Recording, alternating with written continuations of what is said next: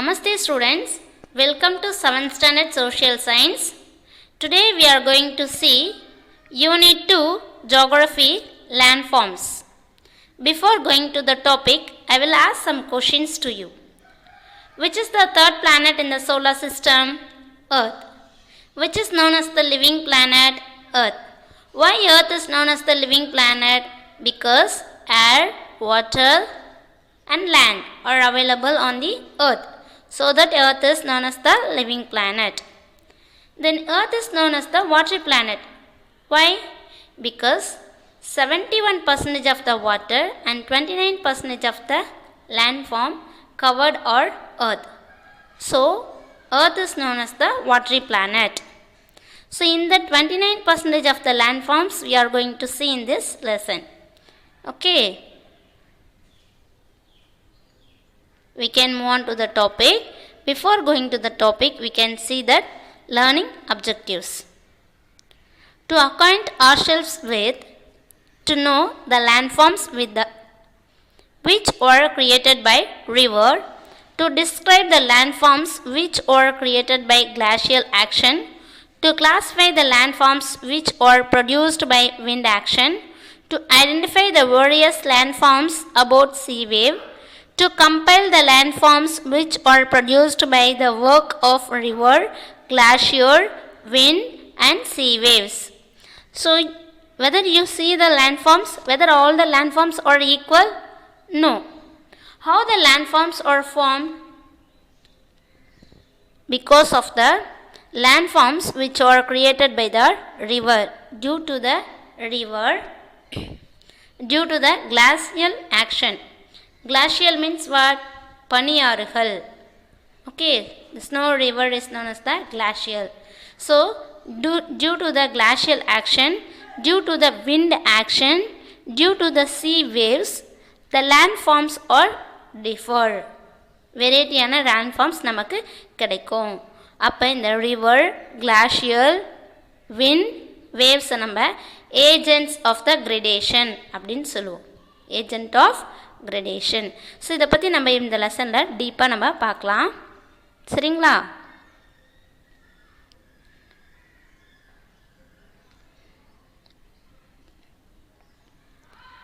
In the early class, we have learned that the surface of the earth is not same everywhere. The earth has an infinite variety of landforms named by mountains, plateaus, plains, valley, etc. Some parts of the lithosphere may be rugged and some flat. These landforms are result of two processes, the endogenic process and exogenic process. So in the previous class we learned, okay, in that what we learned, interior of the earth is an infinite and variety of landforms. It's not a, the surface is not a even, ஒரே சேமாக இருக்காது. லேண்ட்ஃபார்ம்ஸ்ன்றது எல்லா இடத்துலையும் என்னவா இருக்காது, ஒரே ஈவனாக இருக்காது. ஒரு சில இடத்துல உயரமாக இருக்கும், ஒரு சில இடத்துல தாழ்வாகவும் இருக்கும். உயரமாக இருக்கக்கூடியது நம்ம என்னன்னு சொல்கிறோம்? மவுண்டெயின்ஸ்ன்னு சொல்கிறோம். ஓகேங்களா? டேபிள் மாதிரியான ஷேப் இருக்கக்கூடிய லேண்ட்ஃபார்ம்ஸை நம்ம பிளாட்யூஸ் சொல்கிறோம். பிளைன்ஸ்னால் ஃப்ளாட் லேண்டை பிளைன்ஸ் சொல்கிறோம். வேலினா narrow piece of land in between two மவுண்டெயின்ஸை வேலின்னு சொல்லுவோம். இதெல்லாம் நம்ம என்ன பார்த்தோம்? ப்ரீவியஸ் கிளாஸ்லேயே இன்டீரியர் ஆஃப் தி எர்த் லெசன்லேயே நம்ம என்ன பண்ணோம்? ஸ்டார்டிங்லேயே அதான் பார்த்துட்டோம். சரிங்களா? ஸோ இந்த மாதிரி மவுண்டெயின்ஸ், பிளாட்யூஸ், பிளைன்ஸ், வேலி இதெல்லாம் எப்படி க்ரியேட் ஆகுது அப்படின்னு சொல்லிட்டு நம்ம பார்க்கலாம். எதனால்? Due to the endogenetic process and exogenic process. Internal process, external ப்ராசஸ்னால நடக்குது. ஸோ இங்கே என்ன சொல்கிறாங்க? லித்தோஸ்பியர்னால் land may be rugged it's nothing but uneven. ஒரு சில இடத்துல அன்ஈவனாக இருக்கும் லேண்ட்ஃபார்ம்ஸு, ஒரு இடத்துலனா இருக்கும் ஃப்ளாட்டாக இருக்கும், ஈவனாக இருக்கும் லேண்ட்ஃபார்ம்ஸ். இதுக்கெல்லாம் காரணம் என்ன பார்த்தீங்கன்னா, endogenic process and exogenic process. எண்டோஜெனிக்னா internal process, interior of the earth, இந்த எர்த் க்ரஸ்ட்டு லேயரில் ஏற்படக்கூடிய அந்த சேஞ்சஸ் தான் நம்ம சொன்னாங்க.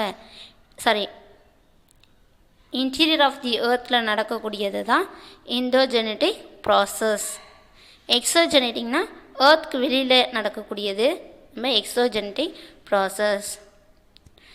எண்டோஜெனட்டிக்னா எர்த்துக்குள்ளே ஏற்படக்கூடிய வால்கனிக் எரோப்ஷன், எர்த் குவாக்ஸ், இதனால் லேண்ட்ஃபார்ம்ஸில் எதனா சேஞ்சஸ் நடந்ததுன்னா அது எண்டோஜெனட்டிக் ப்ராசஸ்.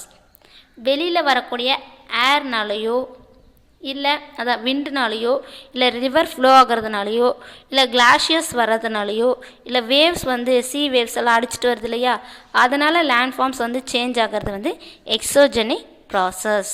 இப்போ உங்களுக்கு தெரிஞ்சிருக்கும் எண்டோஜெனட்டிக் ப்ராசஸ்னால் இன்சைடு இன்டர்னல் ப்ராசஸ், எக்ஸோஜெனிக் ப்ராசஸ்னால் external process.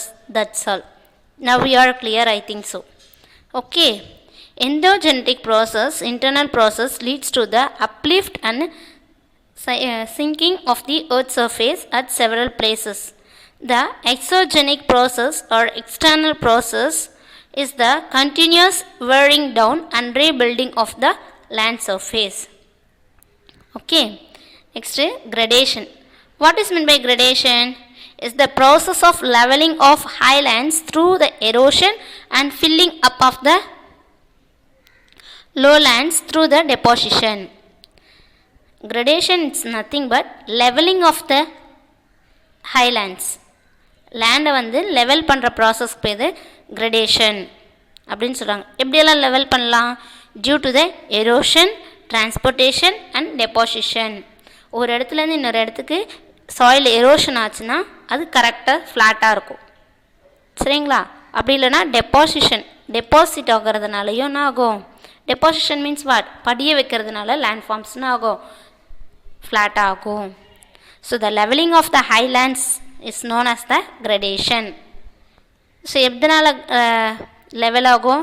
Due to the erosion and the deposition. Okay, next landforms. So இந்த லெசன் ரொம்ப இன்ட்ரெஸ்டிங்காக இருக்கும். நம்மளை சுற்றி இருக்கக்கூடிய லேண்ட்ஃபார்ம்ஸ் எப்படி உருவாச்சு, எப்படி உருவாகியிருக்கோம், நீங்கள் கூட பக்கத்தில் பாருங்கள் சாயில்ஸ் எல்லாம் இருக்குது, அதெல்லாம் எப்படி க்ரியேட் ஆகிருக்கும், அந்த லேண்ட்ஃபார்ம்ஸ் எப்படி உருவாகியிருக்கும். நீங்கள் ஒரு மவுண்டெயினுக்கு போயிருப்பீங்க, அந்த மவுண்டெயின் எப்படி க்ரியேட் ஆகிருக்கும், இதை பற்றியெல்லாம் நீங்கள் யோசிக்க ஆரம்பிச்சிருப்பீங்க. ஆமாவா? ஸோ அதை பற்றி தான் நம்ம இந்த லெசனில் இன்ட்ரெஸ்டிங்காக நம்ம பார்க்க போகிறோம். சரிங்களா? Landforms. The landscape is being continuously worn away by two process, weathering and erosion. Weathering is nothing but breaking and falling apart into the small pieces of the rocks on the earth's surface. Erosion is the wearing away of landscape by different agents like water, wind, ice and sea waves. So நம்ம லேண்ட்ஸ்கேப்ன்றது லேண்ட்ஃபார்ம்ஸ்ன்றது differ ஆகிறதுக்கு காரணம் two process, weathering and erosion. Weathering is nothing but breaking of the rock is known as the weathering. ஓகேவா? ராக்கு break ஆகிறதுக்கு பேர் தான் weathering. Due to the physical weathering, chemical weathering, biological weatheringனு இருக்குது. இதெல்லாம் நம்ம ஹையர் ஸ்டடீஸில் நம்ம பார்க்கலாம். சரிங்களா? ஃபிசிக்கல் ரியாக்ஷன்னால் ஏற்படக்கூடியது ஃபிசிக்கல் வெதரிங். அது கெமிக்கல் ரியாக்ஷன்னால் ராக் பிரேக் ஆச்சுன்னா அது கெமிக்கல் வெதரிங். பயாலஜிக்கல்னால் ஹியூமன் பீயிங்ஸ் நம்ம போயிட்டு ராக்கை கட் பண்ணுறோம் இல்லையா, அது பயாலஜிக்கல் வெதரிங். ஸோ இந்த மாதிரியான ப்ராசஸ் எல்லாம் இதில் இருக்குது. Weathering it's nothing but breaking down of the rock is known as weathering. Erosion. Erosion is nothing but the soil erode from one place to other place. ஒரு பிளேஸ்லேருந்து இன்னொரு பிளேஸ்க்கு soil அடிச்சுட்டு வந்ததுன்னா அது பேர் எரோஷன் அப்படின்னு சொல்கிறாங்க. ஓகேங்களா? எரோஷன் ஆகிறதுக்கு என்ன காரணம்? வாட்டர் ஃப்ளோ ஆச்சுன்னா ஒரு இடத்துலேருந்து இன்னொரு இடத்துக்கு சாயில் அடிச்சுட்டு வரும். விண்ட் அடிச்சதுன்னா, காற்று அடிச்சதுன்னா ஆகும், அது வர ஸ்பீடை பொறுத்து சாயில் ஒரு இடத்துலேருந்து இன்னொரு இடத்துக்கு அடிச்சுட்டு வரும். ஐஸ், இந்த கிளாஷியர்ஸ் எல்லாம் வர்றதுனால, பனியாறுகள் வர்றதுனால என்ன ஆகும்? ஒரு இடத்துலேருந்து இன்னொரு இடத்துக்கு சாயில் அடிச்சுட்டு வரும். சீ வேவ்ஸ், நீங்கள் பீச்லலாம் போனீங்கன்னா அங்கேனா பார்க்கலாம், வேவ்ஸ் பார்க்கலாம். அந்த வேவ்ஸ்னால அப்படியே சாயில் அடிச்சுட்டு போகும். ஸோ இந்த மாதிரியான ப்ராசஸ் எல்லாம் இந்த எரோஷன் நடக்குது. சரிங்களா?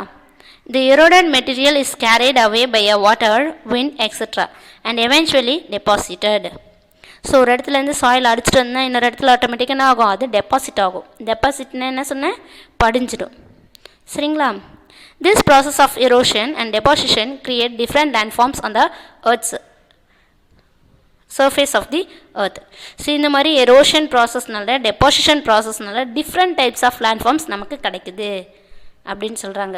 மவுண்டெயின்ஸ் மாதிரியும் நமக்கு கிடைக்கலாம், இல்லை பிளாட்யூஸ் மாதிரி கிடைக்கலாம், வேலி மாதிரி க்ரியேட் ஆகலாம். ஸோ இதெல்லாம் கிடைக்கிறது காரணம் erosion and deposition process.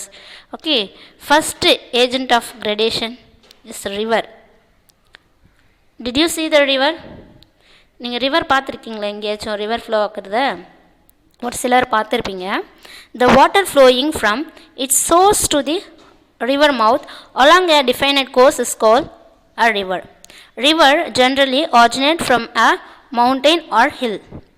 So river is nothing but water வந்து சோர்ஸ்லேருந்து where its ஆர்ஜின் ஆகக்கூடிய இடத்துலேருந்து ட்ரைன் ஆகக்கூடிய இடம் வரைக்கும் ஃப்ளோ ஆகக்கூடிய வாட்டரை தான் ரிவர் அப்படின்னு சொல்கிறாங்க. எல்லா ரிவரும் எந்த இடத்துல ஆர்ஜின் ஆகும்? It originate in mountain or hill. எந்த ஒரு ரிவராக இருந்தாலும் ஆர்ஜினேட் ஆகக்கூடிய இடம் ஒரு மவுண்டெயினாக இருக்கலாம், இல்லை ஹில்ஸாக இருக்கலாம். அது கண்டிப்பாக ட்ரைன் ஆகக்கூடிய இடம் ஒரு லேக்காக இருக்கலாம், சீயாக இருக்கலாம். சரிங்களா? Maximum it drains into the sea. See in this picture. So the origin of the river, this place is known as the river source. Where it drains, that place is known as the river mouth. So எந்த இடத்துல உருவாச்சோ அது பேர் river source, எந்த இடத்துல அது drain ஆகுதோ அந்த இடத்துல பேர் ரிவர் மவுத். ஸோ இதுக்கு நடுவில் எது மாதிரியான ஷேப்லாம் நமக்கு கிடச்சிருக்கு பாருங்கள். வாட்டர் ஃபால்ஸ், மவுண்டெயின் ஹில்ஸ்லேருந்து தான் ரிவர் ஃபார்ம் ஆகுதுன்னு பார்த்தோம். ஸோ அங்கேருந்து ஃப்ளோ ஆகுறதுனால வாட்டர் ஃபால்ஸ் க்ரியேட் ஆகுது. அதுக்கப்புறம் ட்ரிபியூட்ரி ரிவர். ட்ரிபியூட்ரினா ஸ்ட்ரீம்ஸ் எதுனா வந்து மெயின் ரிவரோடு ஜாயின் ஆகும். இது வந்து ஸ்ட்ரீம்ஸு மெயின் ரிவரில் வந்து ஜாயின் ஆகுது, இதுக்கு பேர் ட்ரிபியூட்ரி. சரிங்களா? ஆக்ஸ்பவ் லேக் ரிவர் ஃப்ளோ ஆகுறதுனால ஆக்ஸ்பவ் லேக் க்ரியேட் ஆகும். நம்ம இப்போ லெசனில் பார்க்க போகிறோம். What is mean by oxbow lake, meander, flood plain, delta. See இது மாதிரி டிஃப்ரெண்ட் கைண்ட்ஸ் ஆஃப் லேண்ட் ஃபார்ம்ஸ்ன்றது நமக்கு கிடைக்க போகுது, நம்ம பார்க்கலாம். சரிங்களா?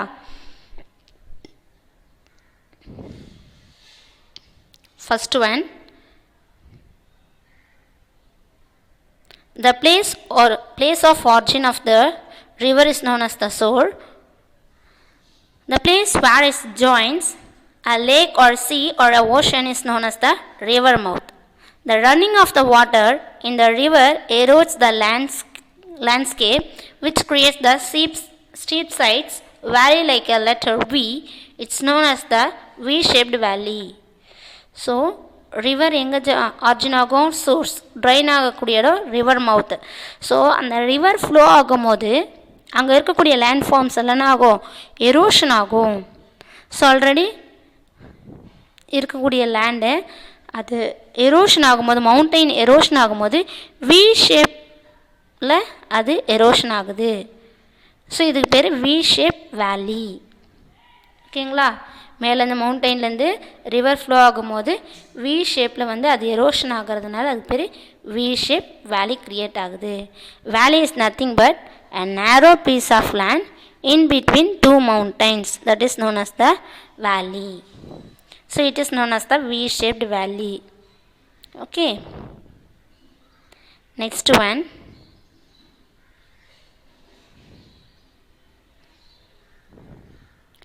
tributary, a stream or river that flows into the join a main river. Tributary என்ன சொன்ன? ஒரு ஸ்ட்ரீமோ ஒரு ரிவரோ மெயின் ரிவரோட ஜாயின் ஆச்சுன்னா அது பேர் tributary. Distributary means a stream that branches off or flows away from the main stream. Main ஸ்ட்ரீம்லேருந்து நிறைய river பிரான்ச்சஸாக போச்சுன்னா அது பேர் டிஸ்ட்ரிபியூட்ரி. ஓகேங்களா? Next water falls. நம்ம இங்கே வாட்டர் ஃபால்ஸ் பார்த்துட்டு வரலாம். Next topic water falls. Did you see the water falls? Water falls பார்த்துருக்கீங்களா? What is meant by waterfalls? Falling of river water over a vertical steep in the river bed is called waterfall. It is formed by the soft rock or removed by a erosion. Example, Kutralam Falls across the river Chittar in Tamil Nadu. So, mountain la origin ஆகக்கூடிய river அது flow ஆகுது பார்த்தீங்களா? The falling of the river water over a vertical step in the river bed is called waterfall. So நமக்கு ஒரு waterfall name கொடுத்திருக்காங்க, Courtallam falls in Tamil Nadu, one of the example of the waterfall. Which is the highest waterfall in the world? The Angel Falls. Where it is present? It is present in South America, the place of Peninsula. It is the highest waterfall in the world. Next, some important waterfalls given here. The other waterfalls are Niagara Falls. Where it's located? The border between the Canada and USA. In North America, கனடாக்கும் யூஎஸ்ஏக்கும் நடுவில் இருக்கக்கூடிய பார்டரில் இருக்கக்கூடியது, locate ஆகிருக்கக்கூடியது தான் இந்த Niagara Falls. Next another one waterfall, Victoria Falls. Where it present? The border between the Zambia and Zimbabwe. Where the Zambia and Zimbabwe is there? It is present in Africa. So ஜாம்பியாவுக்கும் ஜிம்பாப்வேக்கும் நடுவில் இருக்க இந்த பார்டரில் இருக்கக்கூடிய falls தான், இருக்கக்கூடிய water falls தான் Victoria water falls. Okay, now you are know about the some waterfalls in the world.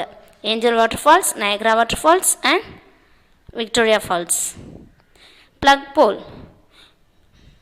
Plug pole, it's nothing but is a hollow feature at the base of the waterfall which is formed by a cavitation.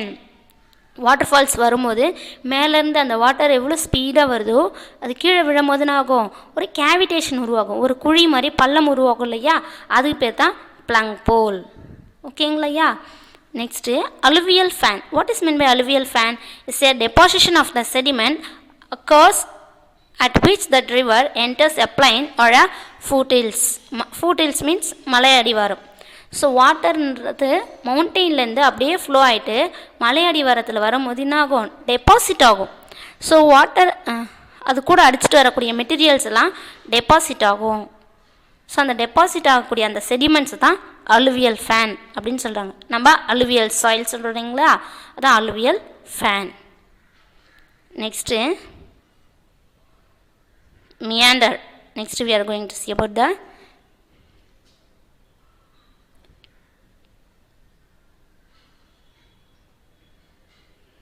meander. See in this picture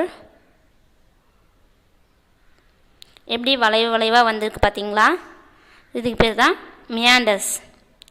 As the river enters the plains, it twists and turns forming large bends known as the meanders. Example, meander along the river Vellar near Sethiyathop in Kadalur district, Tamil Nadu. So ரிவர்ன்றது நாகும் மவுண்டெயின்லேருந்து origin ஆகிட்டு அது food ஹில்ஸ்க்கு வந்து next அப்படின்னா ஆகும் லேண்டில் flow ஆகிட்டே வரும். அந்த பிளைன்ஸ் ஏரியாவில் ஃப்ளோ ஆகும்போது எங்கெல்லாம் வந்து பெண்டு இருக்கோ, லோ லைங் ஏரியாஸ் இருக்கோ அந்த இடத்துலலாம் பெண்ட் ஆகி போகும். எங்கே பள்ளமாக இருக்கோ அந்த இடத்துல தானே டேர்ன் பண்ணி போகும். ஸோ அந்த டேர்ன் ஆகக்கூடிய ஏரியாஸ் தான் மியாண்டர்ஸ் அப்படின்னு சொல்கிறாங்க. ஸோ இது மாதிரி நம்ம தமிழ்நாட்டில் எங்கே இருக்குது பார்த்திங்கன்னா வெள்ளார் நியர் த சேத்தியாத்தோப் கடலூர் டிஸ்ட்ரிக்டில் இருக்குது மியாண்டர். ஸோ மியாண்டருடைய ஷேப் பாருங்கள், அது டேர்ன் ஆகிக்கூட இந்த ஷேப் தான் மியாண்டர்ஸ் அப்படின்னு சொல்கிறாங்க. ஒரே ஸ்ட்ரெயிட்டாக வராமல் எங்கே பள்ளம் மேடு பார்த்துன்னு ஆகும் அது டேர்ன் ஆகி வந்துட்டுருக்கோம். இதுக்கு பேர் meanders. Now we are clear about meanders. Next, Oxbow Lake. Did you know what is meant by Oxbow Lake? Due to the continuous erosion and deposition along the sides of the meander, the ends of the meander loop comes closer and closer. In due course of time, meander loops cut off the river and forms a cut-off lake, also called Oxbow Lake. So இப்போ இந்த picture பாருங்கள். So meander வந்து create ஆச்சு. Erosion makes and the neck narrow. So erosion நலனாகும் அதனுடைய neck, இதான் neck, இது ரொம்ப நேரம் ஆகும், சின்னதாகும், குறுகி இருக்கும். ஸோ இது திரும்ப இந்த ப்ராசஸ் நடந்துகிட்டே இருக்கும்போது இந்த ரிவர் வந்துட்டே என்னென்ன ஆகும், ஸோ இங்கே ப்ராடாக இருக்குது, இந்த டிஸ்டன்ஸ் பார்த்திங்கன்னா ரொம்ப ப்ராடாக இருக்குது. அதுவே ரிவர் வரும்போது இதனுடைய நெக்கு ரொம்ப க்ளோஸர் ஆகுது பார்த்தீங்களா. ஸோ இந்த ஷேப்க்கும் டிஃப்ரென்ஸ் தெரியுதுங்களா. ஸோ இந்த மாதிரி ஃப்ளோ ஆகும்போது எரோஷன் ப்ராசஸ் அதிகமாகிறதுனால அந்த நெக் ஷேப் வந்து சின்னதாகுது. ஸோ ஒரு கட்டத்தில் என்ன ஆகுதுன்னா வாட்டர் ஸ்ட்ரெயிட்டாக ஃப்ளோ ஆகிட்டு இங்கே தனியாக ஒரு கட்டு க்ரியேட் ஆகுது. ஸோ இங்கே இருக்கக்கூடிய கட்டு இது தனியாக பிரிஞ்சு போயிடுது, இந்த ஸ்ட்ரெயிட்டாக வாட்டர் ஃப்ளோ ஆகுது. இந்த பிக்சரில் பார்க்கலாம். A new straight river course, a new straighter river course will form. So it is the cut off and abandoned meander or oxbow lake will form. This is the oxbow lake. தனியாக ஒரு லேக் மாதிரி உருவாகும். புரியுதுங்களா? So இதுக்கு காரணம் என்ன? Erosion. Next மியாண்டர்ன்ற name எப்படி வந்தது உங்களுக்கு தெரியுமா? It's meander, one of the river. It is present in Turkey. The term meander has been named on the basis of meander river of Asia Minor. It's a Turkey. It flows through numerous curves and turns. So meander என்ற river டர்க்கியில் flow ஆகுது. அது நிறைய turns and கர்வ்ஸை create பண்ணுறதுனால அதுக்கு meander river சொல்லிட்டு பேர். அதுதான் நம்ம இப்போ மியாண்டர் அப்படின்னு சொல்லிகிட்ருக்கோம். சரிங்களா? Next at the times the river overflows its bank, this leads to the flooding of the neighboring areas. As the river floods, its deposit layer of fine soil and other materials called sediments along its bank. This leads to the formation of the flat fertile. That means floodplain. The raised bank are called levees. So என்ன சொல்கிறாங்கன்னா, so water flow ஆகிட்டே இருக்கும்போது during the flood time what will happen, the river flow in the nearby areas and it will deposit in that area. So the fertile soil, alluvial soil deposit in that area, that is known as the flood plain. ஃப்ளட்னால அந்த plains ரீஜன்ஸில் என்ன ஆகும், அந்த fine soils எல்லாம் deposit ஆகிறதுக்கு பேர் தான் sediments. சரிங்களா? So அதை இங்கே சொல்கிறாங்க, it's a sediments along its bank. It leads to the formation of fertile plain. The raised bank name என்ன சொல்கிறாங்க? leaves. Next, as the river approaches the sea, the speed of the flowing water decreases and the river begins to break up into a number of streams called distributaries. The velocity of the river becomes so low that it deposits its load.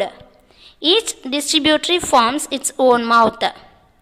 The collection of sediments from all the mouth to form a delta. Deltas are excellent productive lands. They have more minerals which favor cultivation. So ரிவர்ன்றதுனாகும் மவுண்டெயினில் origin ஆச்சு. It creates the valley, after it creates the meander, after it creates the oxbow lake and finally it drains into the sea. The floodplain also create, finally it drains into the sea. When it's approached to reach the sea, what will happen? The speed of the flowing of water decrease. எந்த இடத்துல water போயிட்டு drain ஆகுதோ அந்த இடத்துல அதனுடைய ஸ்பீடுனா ஆகும், குறைய ஆரம்பிக்கும். ஸோ ஸ்பீடு குறைய அந்த வாட்டரில் இருக்கக்கூடிய அந்த மினரல்ஸ் எல்லாம் ஆகும், டெபாசிட் ஆக ஆரம்பிக்கும். சரிங்களா? ஸோ அந்த ஸ்பீடு குறையும் போது அதனுடைய டிஸ்ட்ரிபியூட்ரிஸ், the velocity of the river becomes so low, it begins to deposit its load.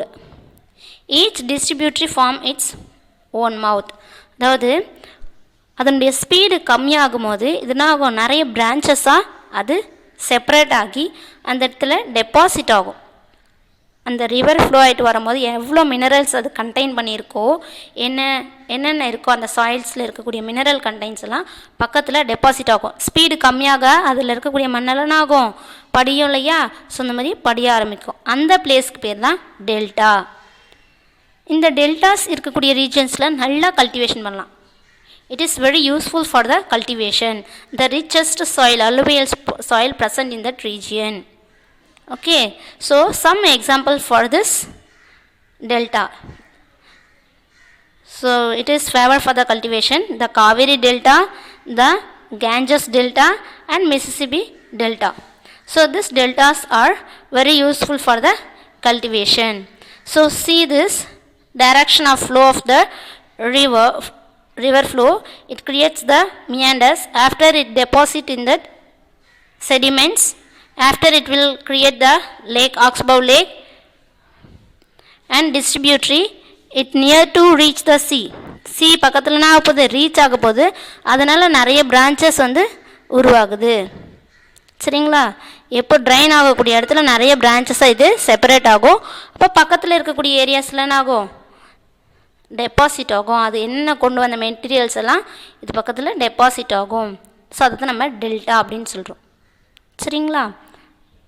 So அந்த டெல்டாஸில் richest soil, alluvial soil present ஆகிருக்கும். நிறைய கல்டிவேஷன் பண்ணலாம். It is useful for the cultivation.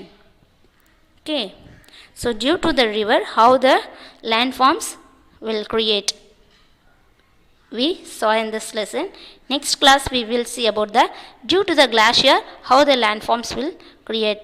The different types of landforms we can see in that next class. Thank you so much.